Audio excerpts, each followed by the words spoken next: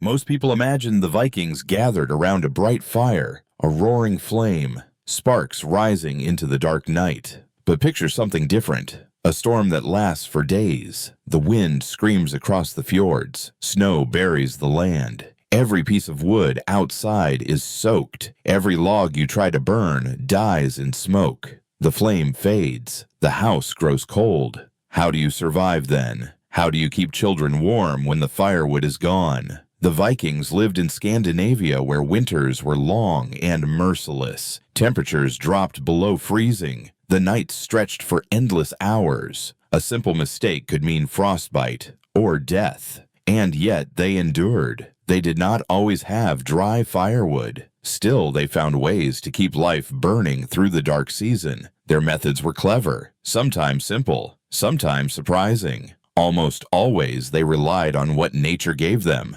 So, let us step inside a Viking longhouse. The storm rages outside. But within those walls, the secret of survival begins.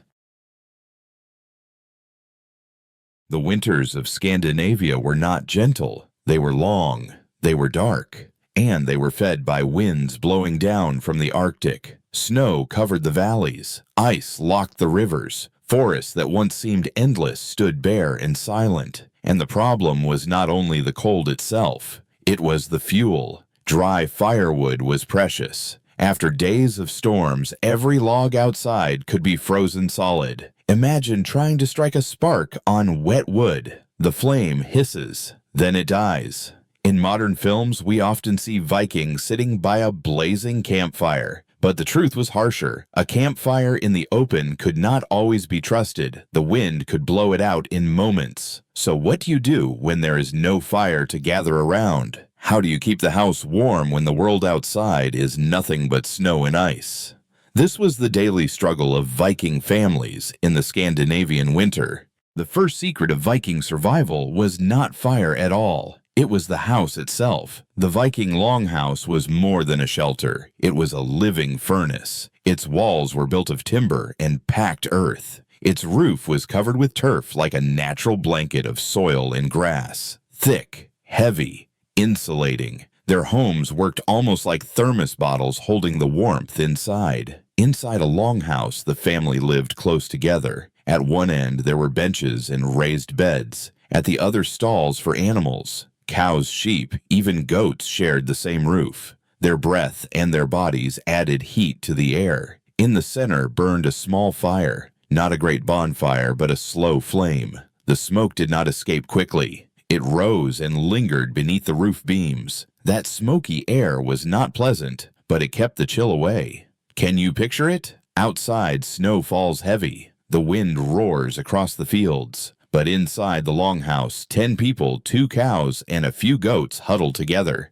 The air is thick. The rafters are dark, yet the warmth remains. The longhouse was not perfect comfort. It was smoky. It was crowded, but it turned freezing nights into survivable nights. And in a land where winter could last half the year, survival was all that mattered. When the firewood was gone, the Vikings turned to the earth itself. They dug into the bogs. They gathered what nature had stored for thousands of years, peat. Peat is a thick mass of plant fibers pressed down by time and water. Cut into blocks and dried, it became a slow, steady fuel. It did not burn with tall flames, but it glowed, it smoldered, and it gave off heat for hours. Alongside peat, there was another humble source, dried animal dung. It might not sound pleasant, but in a frozen land, even waste became a tool for survival. Formed into small cakes, dung burned with a steady ember, not bright, but enduring.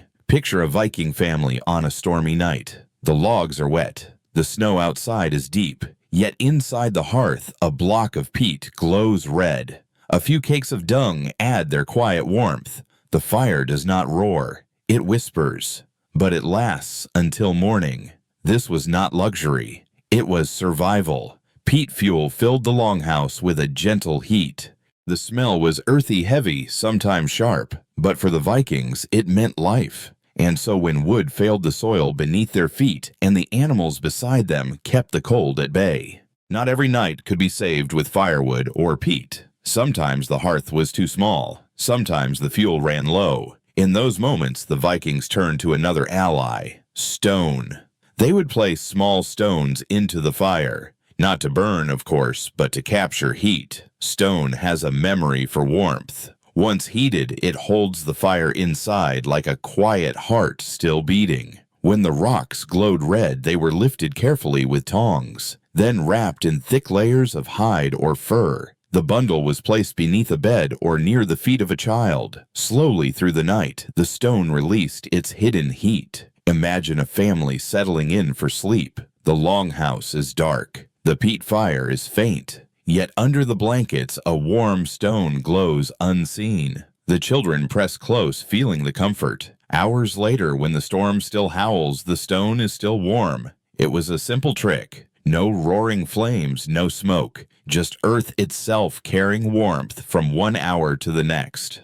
For the Vikings, these glowing stones were more than tools. They were guardians of the night. Quiet, steady, and dependable. Warmth did not come only from the fire. It also came from what the Vikings wore. Their clothing was more than decoration. It was a shield against winter itself. They dressed in layers, not just one coat, but many. First, a soft underlayer of wool, then heavy skins of wolf or bear. Over that, thick hides of reindeer, stitched together with care. Each layer trapped air. And air held still became insulation. It worked like the layers of an onion, thin, overlapping skins, each holding a little warmth. Modern scientists know this method as one of the best, but the Vikings already lived it. Picture a warrior on a frozen journey. The snow cuts his face. The wind howls at his back. Yet beneath his cloak, layer upon layer of fur holds the heat in. He breathes clouds into the air, but his body remains steady alive. Compared to cloth fur was a miracle. The hairs of wolf and reindeer were hollow, tiny chambers that captured warmth better than many modern fabrics.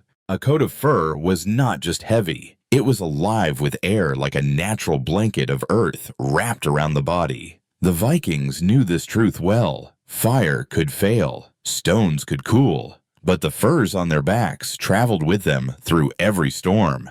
The Vikings also found warmth in a place many people would not expect: the bathhouse. Across Scandinavia, families built small wooden huts for steam. Stones were heated in a fire, then doused with water. The sudden hiss filled the room with clouds of steam. The air turned heavy hot, almost too hot to bear. But for people who faced endless cold, this was a gift. A sauna was not only for washing, it was for charging the body with heat. Imagine stepping into such a hut during a blizzard. Outside, the snow blinds the fields. The wind screams. Yet inside, your skin is dripping with sweat. Your muscles loosen. For a short while, you are warm all the way to the bone. And when the Vikings left the sauna, they carried that heat with them. Wrapped again in furs, their bodies held the warmth longer. It was as if the steam had filled them like vessels of fire. For the Vikings, the bathhouse was more than comfort. It was survival, a way to fight the deep freeze with steam stone and water.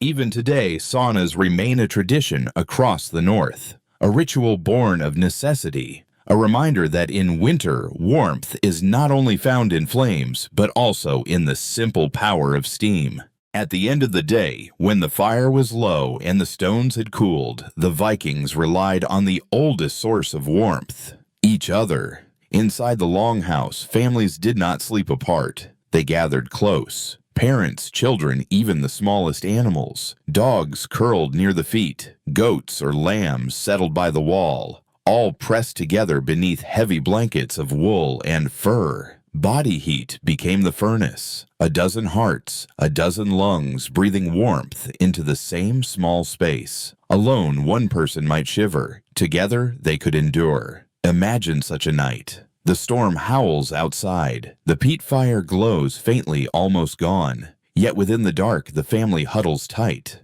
The air is thick with breath, but warmer than the frozen wind. A child reaches out, feeling the soft fur of a dog at her side. For a moment, the cold is forgotten. This was not comfort in the modern sense. There were no soft beds, no private rooms. It was crowded. It was smoky.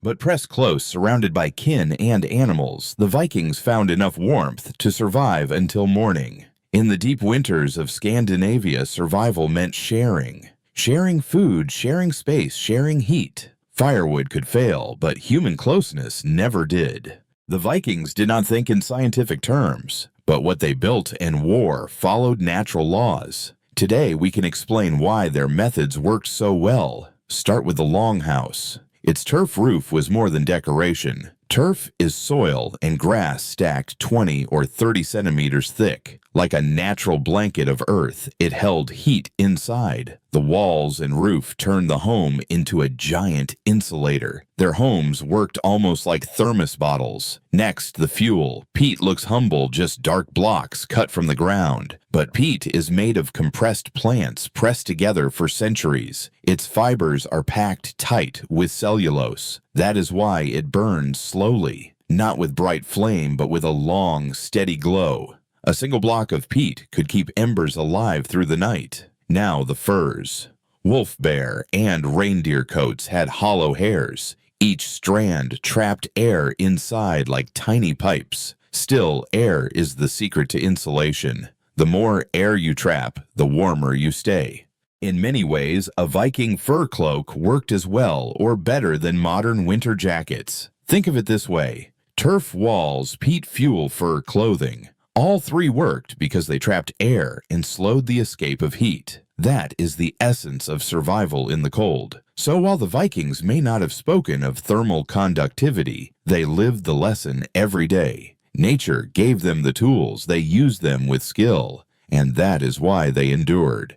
Outside, the storm rages. The wind howls across the frozen fields. Snow piles against the walls of the longhouse, sealing the world in white. Inside, 10 Vikings lie close together, parents and children. 2 cows stand in their stalls, their breath rising in faint clouds. The air is heavy with smoke from the peat fire glowing low in the hearth. It does not roar, it smolders. Under the raised beds, a bundle of heated stones glows faintly wrapped in reindeer hide. The warmth seeps out slowly like a hidden ember. The family lies under thick furs, their bodies pressed close. Every breath is visible in the dim light drifting upward into the rafters. It is not comfort.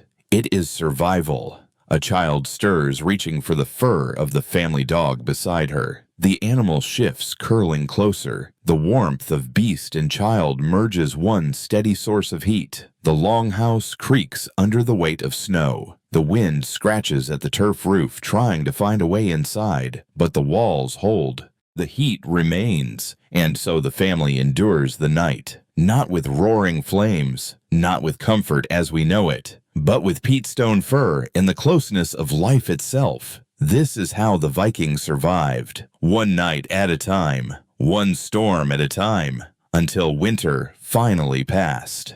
The Vikings did not survive winter by firewood alone. They endured through knowledge, habit, and design. Their longhouses, built with turf and timber, worked like natural furnaces. Their peat and dung fuel, humble and smoky, glowed through the night. Their furs and cloaks, layered like onions, trapped air and held heat close to the body. And when all else failed, they trusted the warmth of each other. It was never easy. It was never comfortable, but these methods born of necessity kept life burning in the heart of the Scandinavian winter. So which of these survival tricks impresses you most? The longhouse, the peat fire, or the simple act of sleeping close together? Share your thoughts in the comments. And if you enjoyed this journey, stay with us. In our next story, we will compare the Vikings with the Inuit. 2 peoples, 2 worlds, both masters of the cold. Who endured it better? Let's find out together.